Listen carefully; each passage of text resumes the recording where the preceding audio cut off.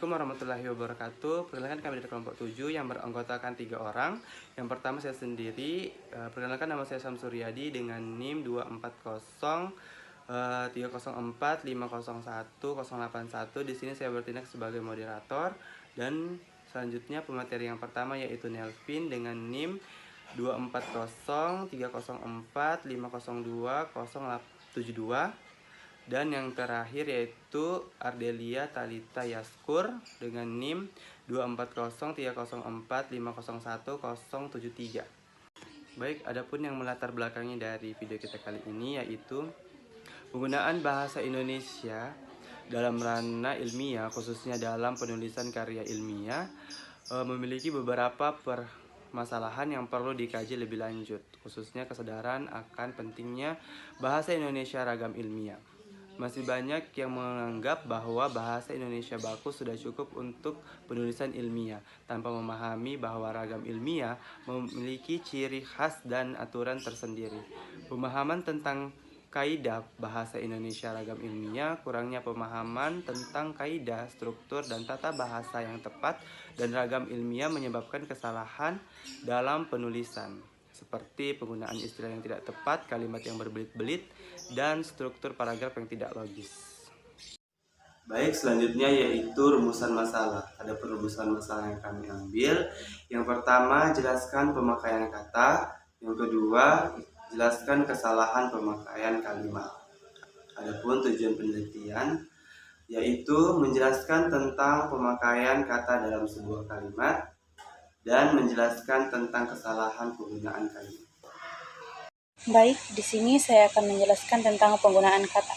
Yang pertama, penggunaan kata yang tidak tepat. Penggunaan kata yang tidak tepat merujuk pada situasi di mana kata atau istilah yang digunakan tidak sesuai dengan konteks atau makna yang dimaksud.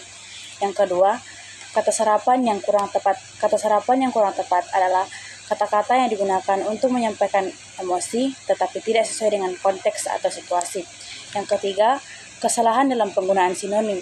Kesalahan dalam penggunaan sinonim terjadi ketika kata yang dipilih tidak memiliki makna yang benar-benar sama atau tidak sesuai dengan konteks. Yang keempat, kekeliruan dalam kata baku. Kekeliruan dalam kata baku terjadi ketika kata yang digunakan tidak sesuai dengan kaidah bahasa yang benar. Yang kelima, penyalahgunaan istilah teknis.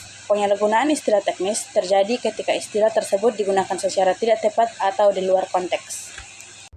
Baiklah, materi yang kedua yaitu kesalahan kalimat. Kesalahan kalimat yang sering dijumpai yaitu yang pertama, penggunaan kata yang tidak tepat, yaitu menggunakan kata yang tidak sesuai dengan makna yang dimaksud. Contohnya seperti, saya merasa lapar saat jam pelajaran. Kata lapar mungkin tidak tepat jika konteksnya adalah keinginan untuk berkonsentrasi. Seharusnya menggunakan kata bosan atau mengantuk yang lebih sesuai. Yang kedua yaitu kesalahan dalam penggunaan sinonim, yaitu menggunakan sinonim yang tidak sesuai dalam konteks tertentu. Contohnya seperti, dia sangat mahir dalam berbicara. Kata mahir lebih tepat digunakan untuk keterampilan tertentu, seperti bermain alat musik. Dalam konteks berbicara, kata fasih atau lancarnya lebih sesuai. Yang ketiga yaitu kata serapan yang kurang tepat, yaitu menggunakan kata serapan dari bahasa asing tanpa memperhatikan makna atau penggunaannya dalam bahasa Indonesia. Contohnya, kami akan melakukan meeting besok. Meskipun kata meeting sering digunakan dalam bahasa formal, sebaiknya menggunakan kata rapat untuk menjaga kejelasan dan ketaatan pada bahasa Indonesia. Yang keempat yaitu penyalahgunaan istilah teknis, yaitu menggunakan istilah teknis dengan pemahaman yang salah. Contohnya seperti, sistem komputer ini membutuhkan backup. Jika digunakan dalam konteks umum, seharusnya dijelaskan lebih lanjut.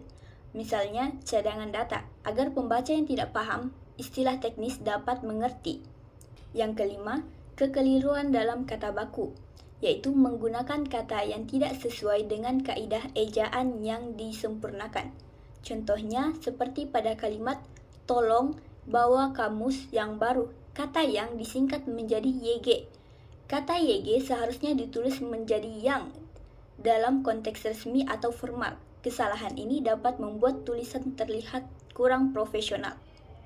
Dan yang keenam yaitu ambiguitas, yaitu ketidakjelasan dalam kalimat yang bisa ditafsirkan lebih dari satu cara.